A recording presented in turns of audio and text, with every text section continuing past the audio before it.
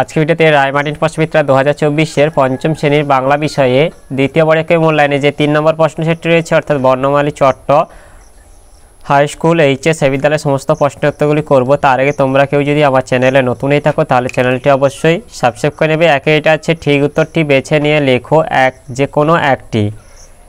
একের এক, যারা মধু সংগ্রহ করে তাদের বলে এটা মৌলি হবে। একে দাগে 2, ডাকাত দলের কানে গোঁজা ছিল, এটা জবা ফুল হবে। 2 দিকে আছে নিচের প্রশ্নগুলির নিজের ভাষায় উত্তর লেখো। 2 দিকে 1 আছে কুমির আর শিয়াল মিলে চাষ করতে গেল। কুমির ও শিয়াল কিসের চাষ করতে গেল? কুমির ও শিয়াল আলুর চাষ করতে গেল। 2 দিকে 2, গোষ্ঠীর জীবনে এক আনন্দময় পর্ব। মাছ ধরতে যাওয়া কোন গোষ্ঠীর জীবনে এক আনন্দময় পর্ব? মাছ ধরতে যাওয়া রাভা গোষ্ঠীর জীবনে এক আনন্দময় পর্ব। 3 দাগে আছে নিচে যে কোনো একটি প্রশ্নের উত্তর দাও। 3 দাগে 1 আছে ধনাইকে বাঁচালো বটে, কে কিভাবে ধনাইকে বাঁচালো? ধনাইকে তবলা গাছ বাঁচিয়েছিল। মধুর কলসি মাথায় নিয়ে শীষে পার হচ্ছিল ধনাই, সেই সময় তাকে লক্ষ্য করে একটা বাঘ ঝাঁপ দিয়েছিল। বরাত জোরে বাঘটা ধাক্কা খেয়েছিল একটা তবলা গাছের ডালে। মাথায় জোর আঘাত পেয়ে বাঘটি শীষের মধ্যে পড়ে যায়। মধু ভরা কলসিটিও ভেঙে পড়ে বাঘের মাথায়। এইভাবেই ভাগ্যের জোরে বাঘের হাত থেকে ধনাই বেঁচে যায়। এরপরে 3 দাগে 2 আছে দীর্ঘ যাত্রা শেষে তারা ভগবানের প্রাসাদে পৌঁছলো। কারা ভগবানের প্রাসাদে পৌঁছলো? এখানে হচ্ছে ব্যাঙ, মোরগ, মৌমাছি, বাঘ ভগবানের প্রাসাদে পৌঁছলো। তাদের হাতে ভগবান ও তার রক্ষীরা কিভাবে নাকাল হলো? ভগবান তার রক্ষীদের ডাকলে মৌমাছি রক্ষীদের মুখে ফুল ফোটাতে শুরু করলো। বাঘ রক্ষীদের খেয়ে নেবে বলে ভয় দেখালো, আর মোরগও তার সাধ্যমতো ডানা ঝাপটে ভয় দেখালো। এভাবেই ভগবান ও তার রক্ষীরা মৌমাছি, বাঘ ও মোরগের হাতে নাকাল হলো। এরপরে 4 দিকে আছে ঠিক উত্তরটি বেছে নিয়ে লেখো যে কোনো একটি। 4 দিকে 1 আছে মাঠ মানে শুধু যা নয় তা হলো, এটা হচ্ছে ছুটি হবে। 4 দিকে 2 হচ্ছে গ্রীষ্মের একটি ফুল হলো, এটা হচ্ছে চাপা হবে। এরপর 5 দিকে আছে নিচের প্রশ্নগুলির নিজের ভাষায় উত্তর লেখো। 5 দিকে 1 আছে মাঠ মানে ছুট কবিতাটি কোন কবির কোন কাব্যগ্রন্থ থেকে নেওয়া হয়েছে? মাঠ মানে ছুট কবিতাটি কার্তিক ঘোষের হাত ঝুমঝুম পা ঝুমঝুম কাব্যগ্রন্থ থেকে নেওয়া হয়েছে। 5 দিকে 2 রবীন্দ্রনাথ ঠাকুর কত সালে কোন কাব্যগ্রন্থের জন্য নোবেল পুরস্কার পেয়েছিলেন? রবীন্দ্রনাথ ঠাকুর 1913 সালে সং অফারিংস কাব্যগ্রন্থের জন্য নোবেল পুরস্কার পেয়েছিলেন।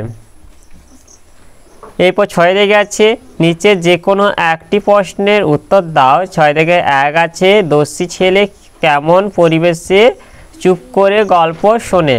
এর উত্তরটি হলো বৃষ্টি পড়ে টাপুর টুপুর কবিতায় দস্যি ছেলে অন্ধকার বৃষ্টি রাতে গল্প শুনছিল। ঘরের কোণে তখন মিটিমিটি করে আলো জ্বলছিল, আর চারিদিকে দেওয়ালে কালো কালো ছায়া পড়ছিল। সেই সময় ঘরের বাইরে বৃষ্টির জলে ঝুপঝুপ শব্দ হচ্ছিল।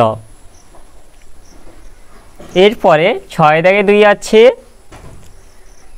সন্ধে হলেই দুহাত তুলে জুড়ত ভূতের নাচ কার লেখা কোন কবিতার অংশ? এটা হচ্ছে অশোক বিজয় লাহার লেখা মায়াতরু কবিতার অংশ।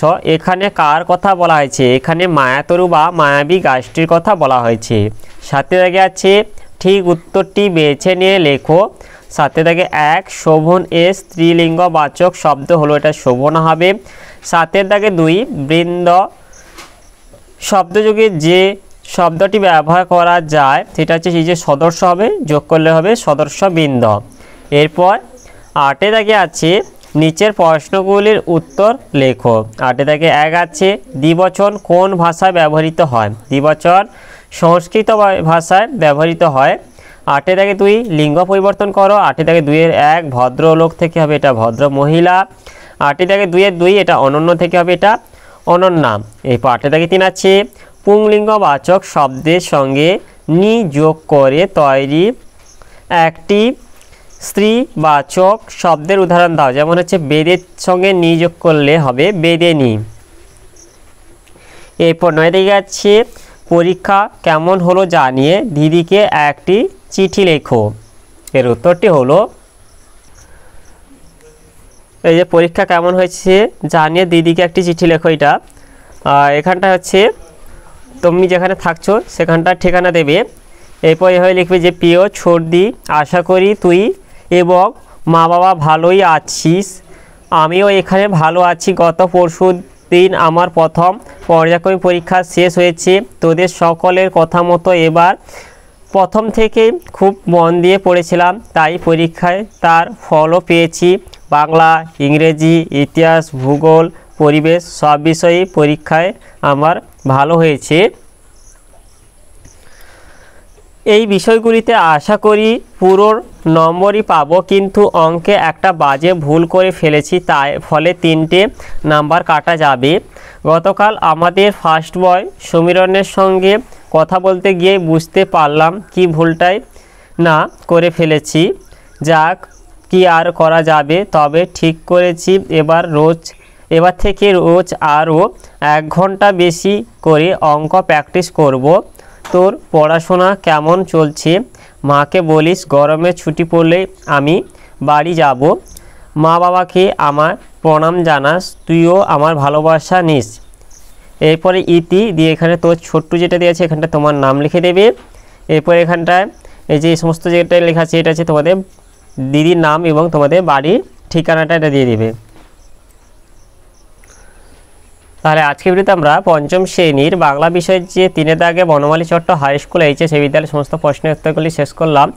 আর তোমরা কেউ যদি আমার চ্যানেলটা এখনও সাবস্ক্রাইব করে রাখোনি তাহলে চ্যানেলটা অবশ্যই সাবস্ক্রাইব করে দেবে। ভিডিওটি ভালো লাগলে ভিডিওটিকে লাইক, কমেন্ট ও শেয়ার করতে ভুলবে না।